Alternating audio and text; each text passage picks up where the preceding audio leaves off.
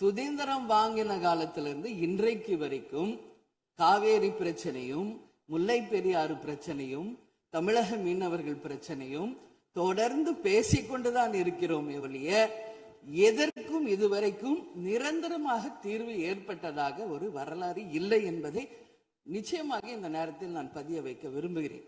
இதற்கு எந்த குறிப்புகளோ படிக்க வேண்டிய அவசியம் இல்லை. இது உணர்வு. இன்று சட்டசபை கூட்டத்தில் காவேரி விவகாரம் குறித்து எம்எல்ஏ பிரேமலதா விஜயகாந்த் முதல்வர் விஜயிடம் கோரிக்கை வைத்துள்ளார். போவதும் இல்லை. தமிழ்நாட்டிற்காகவும் தமிழக மக்களின் அத்தனை உரிமைக்காகவும் ஒட்டுமொத்த தமிழகமும் ஒன்றாக தான் இருக்க போகிறோம். அதற்காக போராட போகிறோம். ஆனால் நாம் சற்று இதை பற்றி யோசித்தால் சுதந்திரம் வாங்கின காலத்திலிருந்து இன்றைக்கு வரைக்கும் காவேரி பிரச்சனையும் முல்லை பெரியாறு பிரச்சனையும் தமிழக மீனவர்கள் பிரச்சனையும் தொடர்ந்து பேசிக்கொண்டுதான் இருக்கிறோம் ஒழிய எதற்கும் இதுவரைக்கும் நிரந்தரமாக தீர்வு ஏற்பட்டதாக ஒரு வரலாறு இல்லை என்பதை நிச்சயமாக இந்த நேரத்தில் நான் பதிய வைக்க விரும்புகிறேன். இதற்கு எந்த குறிப்புகளோ படிக்க வேண்டிய அவசியம் இல்லை. இது உணர்வு. நம் மனதிலே ஆழமாக இருக்கும் நம் உணர்வை பதிய வைக்க வேண்டிய இடம் இந்த சட்டமன்றம். இந்த சட்டமன்றமே தமிழக மக்களுக்கானது.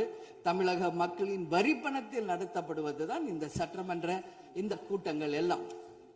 அப்படி இருக்கையில் தமிழக மக்களின் உரிமையை நாம் ஒவ்வொரு முறையும் நம்மை சுற்றி இருக்கின்ற மாநிலங்களிடம் போய் கேரளா, கர்நாடகா, ஆந்திரா, இன்னொரு பக்கம் மீனவர்களுக்காக ஸ்ரீலங்கா என்று தொடர்ந்து கேட்டுக்கொண்டுதான் இருக்கிறேமே ஒழிய தன்னிறைவு பெற்ற ஒரு மாநிலமாக தமிழ்நாடு என்றைக்கு வரப்போகிறது என்பதை தான் நான் இந்த நேரத்தில் சிந்திக்கிறேன்.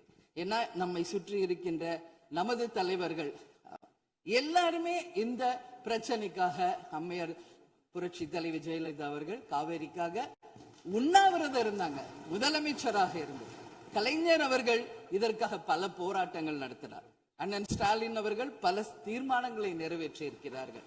அது மட்டும் இல்லை, இதுவரைக்கும் முதல்வராக இருந்த அத்தனை பேருமே இதற்காக நாம பேசி இருக்கிறோம், போராடுகிறோம், சட்ட ரீதியாக நாம் அதற்கான தீர்வுகளை காண்கிறோம்.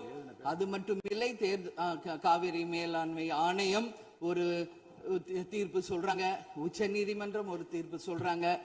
எதுவும் பேசியும் இதுவரைக்கும் தீர்வு இல்லை. இப்பொழுது முதல்வராக பதவியேற்றிருக்கும் சிவகுமார் அவர்கள் சொல்றாரு, நாங்க பேச தயாராக இருக்கிறோம் என்று.